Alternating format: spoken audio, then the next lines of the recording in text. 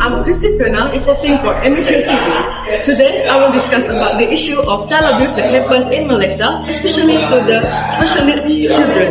In 2021, our country was rocked by the issue of abuse involving a 13-year-old child, namely Bella. At Rumah Bonda, the victim faced harsh treatment by the perpetrator Siti Bainun, until Bella suffered severe physical injuries and emotional disturbance. To explore further, today I am with 3 officers to examine their respective about this issue fields. I'm here with Ms. Avalynnia to discuss the factor of child abuse relating to Bella's case. Ms. Ava, how does Bella's condition as a child with Down syndrome highlight the vulnerabilities of children with disabilities in care homes? Bella's case showed that children with disabilities like Down syndrome are more dependent on caregivers and struggle to report abuse. This makes them easy target, especially in care home with poor monitoring and no oversight. For the second question, how are caregivers and welfare home operators weighed before being allowed to manage such institutions? Care homes in Malaysia must register under the Care Center Act 1993 and follow Social Welfare Department guidelines. However, Rumah Bonda was unregistered, revealing weak enforcement. Stricter checks, including background screenings and regular audits, are needed to prevent abuse. So for the last question for Ms. Ava, are there any gaps in Malaysia's Child Act 2001 that needs to be addressed to prevent cases like this? This law needs improvement, such as better monitoring to prevent unregistered homes from operating, harsher penalties for abuse, and specific protections for children with disabilities, including mandatory reporting and specialized caregiver training. The case has led to calls for stronger laws to protect vulnerable children. Thank you, Ms. Ava, for spending time with me.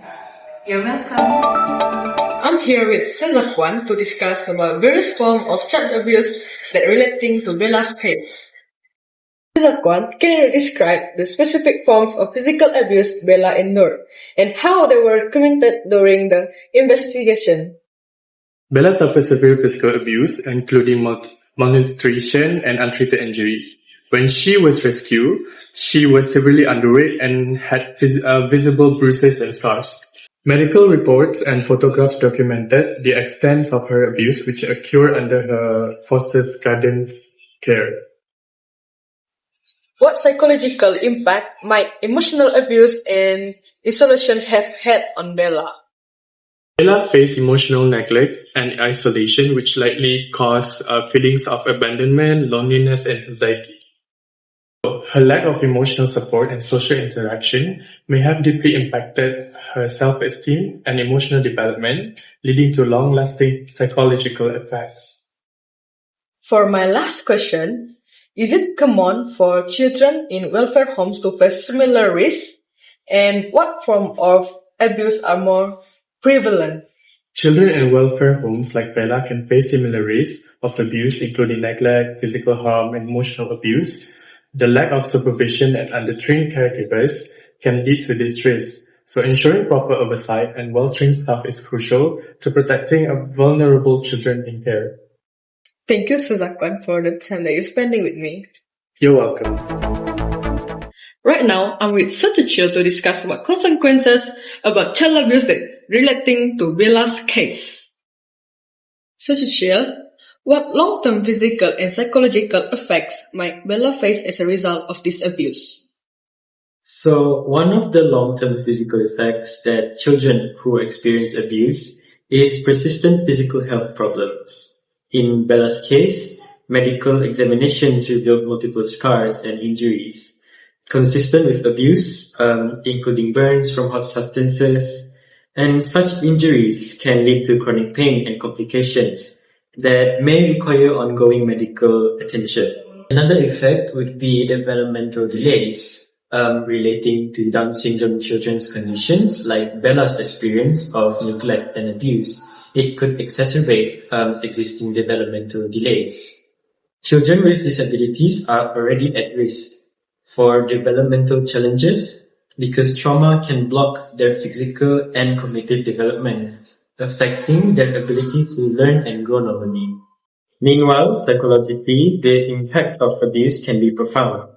Research indicates that children who endure such trauma are at a higher risk for developing mental issues, such as depression, anxiety, and post-traumatic stress disorder or PTSD. Bella's experience of emotional and physical abuse is likely to contribute to these risks, potentially leading to lifelong mental health challenges. It could also affect the children's academic performance. Psychological trauma from abuse can impair cognitive functions and academic performance. Children like Bella might struggle with concentration and learning new skills, which can have lasting effects on their educational outcomes and future opportunities. The second question, how can authorities improve accountability and ensure the safety of children in care institutions? Preferably, I would suggest that we strengthen legal framework.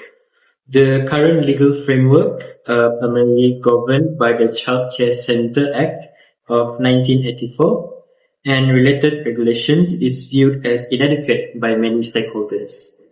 There is a need for comprehensive revisions to address gaps in regulation and enforcement, particularly concerning unregistered childcare centers.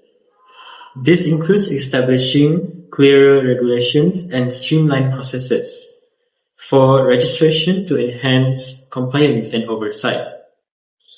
Improving accountability mechanisms is also important. Creating clear lines of accountability within the regulatory bodies overseeing childcare centers is essential. This could involve appointing dedicated personnel responsible for monitoring compliance and addressing violations from it.